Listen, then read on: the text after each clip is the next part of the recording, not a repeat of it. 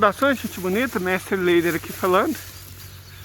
São 8 horas e 45 minutos e vamos falar um pouco do México. Muito bem. André Marques López Obrador. Guardem esse nome. Eu acompanho a carreira do López Obrador desde as tentativas dele para ser prefeito da Cidade do México. Ele foi eleito prefeito da Cidade do México, fez uma excelente administração e conseguiu ser presidente dos Estados Unidos mexicanos. Um dos presidentes mais extraordinários que o México tem. Assim como o Lula é uma variante da cepa de Getúlio Vargas, López Obrador, AMLO, que eu costumo chamar, né? É da cepa de Lázaro Cárdenas. Com coragem. Falta um mês para ele sair do poder. E ele está aproveitando a popularidade altíssima e o fato de que o Congresso que vem é ainda mais governista do que o atual, e está fazendo umas coisas interessantes. Ele propôs já há algum tempo, com excelente timing, uma reforma do judiciário, uma coisa que a gente precisa urgentemente. Lá, os juízes vão passar a ser eleitos. O poder judiciário mexicano é tão corrupto quanto o nosso, talvez até mais. Aí vocês têm uma ideia do problema que nós estamos enfrentando. Aqui, o poder judiciário, de um modo geral, não todo ele, claro, é um local para maçons e, mais recentemente, evangélicos. Certo? Os caras estão no mesmo Rotary, do mesmo Lions, né? No mesmo clube da maçonaria que os principais advogados, isso em quase todas as cidades do Brasil.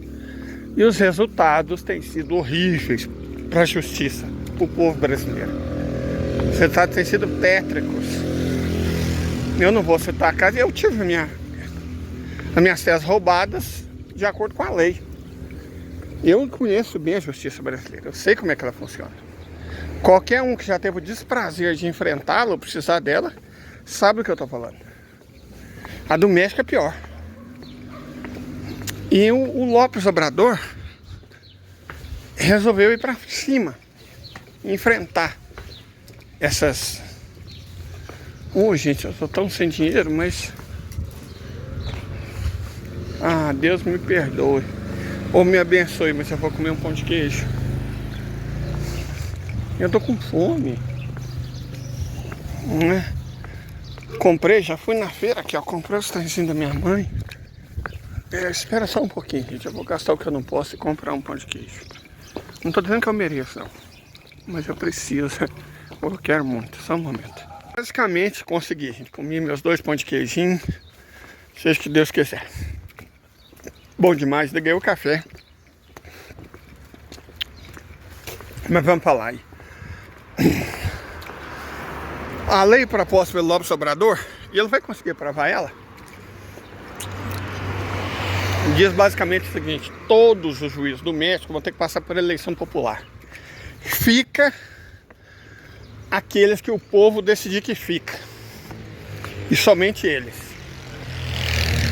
E os novos, a partir de agora, vão ser escolhidos pelo povo, através de eleição. Isso, você pensa, bom, mas eleição é um método pelo qual se escolheu o Bolsonaro, pelo qual se escolheu o Lira, pelo qual se escolheu o Pacheco, pelo qual se escolheu o Melo, pelo qual se escolheu o Leite, né? Então a eleição é um processo falho, de fato. De fato, eleição é um processo falho. Eu não acredito na democracia burguesa, não defendo a democracia burguesa, mas nós temos que considerar 2 coisas. A primeira é que é muito melhor arriscar-se a eleger os tipos ruins, como se diz no Nordeste, alma cebosa, do que manter essa impunidade. Aqui no Brasil, por exemplo, a punição para o juiz é trabalhar de graça, ser aposentado compulsoriamente, ou seja, receber de graça. por não estar trabalhando, como punição por ter sido corrupto, inepto, por ter feito mau uso da profissão dele. Então é muito melhor a mera possibilidade dele ser destituído pelo povo. E querendo ou não, ao professar as sentenças, ao fazer a lei ser cumprida, ele vai ter que levar em consideração a soberania popular. No Brasil, o judiciário, em teoria, mas na teoria muito tênue, ele tem um controle que na verdade não tem, do Conselho Nacional de Justiça. Pior ainda é o caso do Ministério Público. A essência do golpismo brasileiro foi o Ministério Público. Os idiotas não se lembram, mas 10 anos atrás tinha tal PEC. Qual que era a PEC, gente? Tinha uma PEC lá em votação e foi a essência do início das manifestações.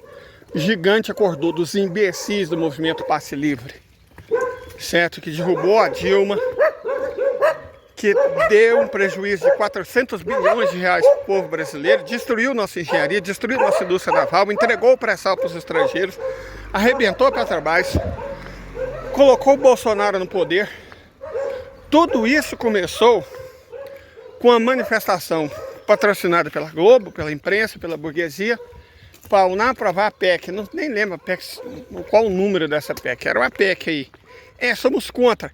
E aí TV entrevistava os idiotas, eles não tinham a menor ideia do que a PEC dizia. Mas eu vou dizer para vocês do que a PEC dizia. A PEC estabelecia o controle externo do Ministério Público. O Ministério Público é o único órgão federal do Estado brasileiro que não tem controle externo, nenhum de mentirinha, que é o da Justiça, que é o CNJ. Não existe nenhum controle externo do Ministério Público. O resultado é essa desgraça que nós vemos nesse país. O resultado foi aquele pastor safado, né? Aquele crentezinho à toa, junto com o marreco, destruiu o nosso país, nossa democracia. Esse foi o resultado. Então, é claro que nossa justiça tem problemas. É óbvio que ela tem, é evidente que ela tem. Esses problemas não são tocados porque não há um órgão mais elitista nesse país do que a justiça. E ela não. A ideia de concurso público é de uma imbecilidade, sabe? Porque pouquíssimos países adotam isso. Aí o Brasil, mais uma vez, quer estar certo e o resto do mundo errado. O Brasil, da Lava Jato. Por favor, né, gente? Por favor. Então, de toda forma, o México, ao menos, vai enfrentar isso. Vai acontecer, eventualmente, alguns dissabores, alguns erros serão cometidos. Mas, pelo menos, a absoluta impunidade que os juízes desfrutavam vai acabar no México. E aí, cadê a geopolítica disso? O Canadá e os Estados Unidos, nossa, você precisa ver o quanto eles estão nervosinhos. Nossa, o governo mexicano rompeu, né? Relações diplomáticas, se congelou relações diplomáticas com os Estados Unidos e com o Canadá, exatamente porque os embaixadores desses dois países, além de estar patrocinando ONGs, é o que eu falo sempre, gente, todo país tem o seu próprio movimento Passe Livre. Todo país tem. Sabe, tem sempre o ongueirozinho, doidinho para receber um dinheiro de fora, um patrocínio, para lascar com o próprio Estado, com o próprio povo, com o próprio país. Doidinho, tá cheio de ongueiro, ansioso para receber uma graninha, um financiamento de fora, uma bajulação, uma bolsa na Universidade Americana. O preço de cada um varia, né? O preço de cada um varia. Mas sempre tem gente disposta. Como eu estava dizendo, o Império Romano foi assim que eles derrotaram os lusitanos.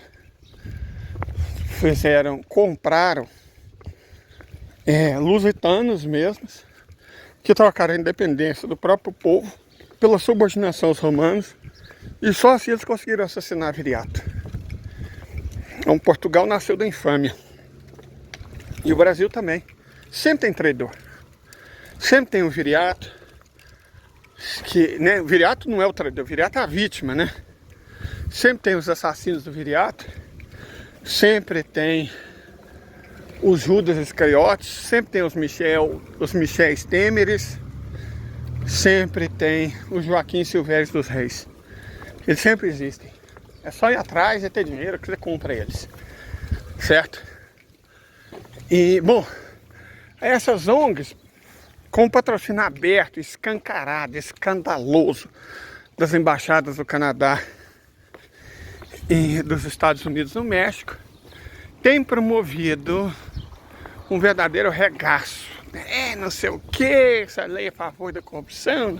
Cara, é exatamente o contrário. É impressionante como essa gente mente, como essa gente é sabotadora, como essa gente é baixa, como essa gente é vil. Mas o Lopes Obrador, com coragem, está enfrentando essas víboras, esses ratos, essas ratazanas imundas.